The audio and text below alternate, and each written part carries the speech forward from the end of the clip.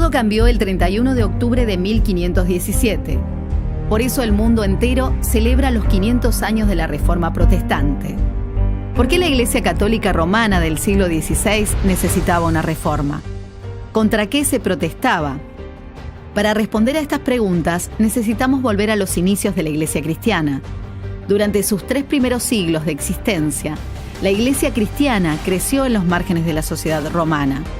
El cristianismo no era una religión lícita para el Imperio Romano, y cada tanto los cristianos sufrieron persecuciones de distinta duración e intensidad. No era fácil ser creyente en aquellos días. Las personas que se sumaban a la Iglesia tenían una verdadera experiencia de fe y un compromiso firme con el Señor. Pero la situación dio un giro drástico cuando en el 313 el emperador romano Constantino legaliza la fe cristiana y le concede muchos beneficios. Lo que para la Iglesia de aquel tiempo pareció ser la mejor de las noticias, pronto tendría consecuencias inesperadas. Los emperadores cada vez tuvieron más influencia en la Iglesia y muchas personas comenzaron a unirse a ella solo para disfrutar de los beneficios terrenales que el imperio ahora concedía a los cristianos. Esto se acentuó cuando en el 380 el cristianismo se transforma en la única religión imperial legítima.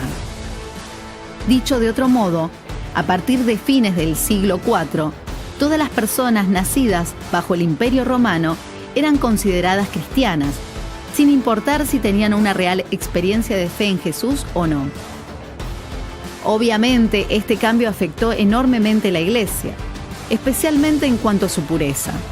Tristemente, las ambiciones desmedidas, el abuso de poder, la corrupción y toda clase de inmoralidad se fueron haciendo cada vez más comunes en su seno. Claro que en la Iglesia también había muchas personas que eran creyentes de verdad, y varias de ellas buscaron distintos caminos para devolver a la Iglesia a su senda. Así aparece en la historia Martín Lutero. Lutero era un monje alemán que estaba bastante frustrado con lo que venía sucediendo en la Iglesia. Pero no fue hasta 1517 que para Lutero la gota rebalsó el vaso. El Papa León X, Giovanni di Lorenzo de Medici, se había propuesto remodelar la Basílica de San Pedro en Roma. Su majestuoso proyecto era carísimo y pronto necesitó más dinero. Para recaudarlo tuvo una idea: vender indulgencias.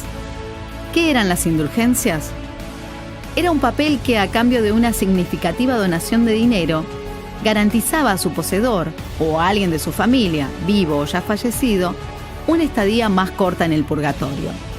¿Y qué mejor momento para salir a vender indulgencias que cuando se aproximaba el Día de los Muertos? Fue así que a fines de octubre los vendedores de indulgencias llegaron a Wittenberg, una localidad alemana donde Lutero vivía y trabajaba como profesor de teología. La indignación de Lutero fue tal que desafió a los representantes de la Iglesia a un debate.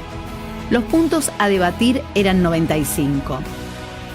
Lutero los clavó en la puerta de la Iglesia del Palacio el 31 de octubre de 1517, hace 500 años.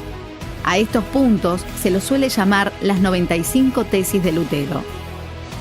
A partir de este momento, el cristianismo en Occidente no volvería a ser el mismo.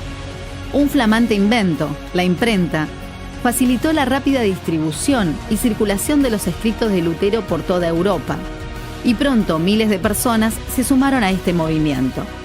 Así se originó la Iglesia luterana, y luego nacieron otras iglesias protestantes y evangélicas.